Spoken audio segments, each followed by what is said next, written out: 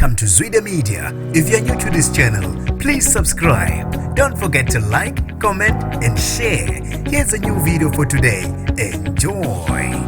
Akunuke umsizi kudubulana amaphoyisa namasosha kanye nabasola bebefuna ukweqa umngcele ngenkani phakathi kwe-Free State neLesotho. Nginibingelele ngiphinde nginamukele kuphina kuphi landula khona le video. Mangoqala sijoyinele likhasi wamwelekile igama lami ngosibonga konke wakandwana Mothanda ungangibiza intatheli ka-YouTube. Kunuke umsizi kudubulana amasosha kanye nabasola bebefuna ukweqa umngcele ngenkani osukwini la izolo. Maqede kwaboshwa abasola abangu 158 abatholakala nesibhamu kanye nezihlamvu ezingekho emthethweni. Amaphoyisa athe abasolwa bebefuna ukweqa umngcele ophakathi kwe-Free State neLesotho ngenkani ngesikhathi bethola kunezivimba umgwaqo ku-R26. Ukhulumela amaphoyisa uBrigadier Mothansi Makele uthe eqhamuke inqwaba yezimonto okubalwa ezingu-13 ezohlobo le-Toyota Quantum kanye nezaka-VW bese kuba ama-BM zabe sezeqa ezivimba umgwaqo nokuyila abaqale badubula khona bebhekise emaphoyiseni omngcele. Nawo amaphoyisa kanye namasosha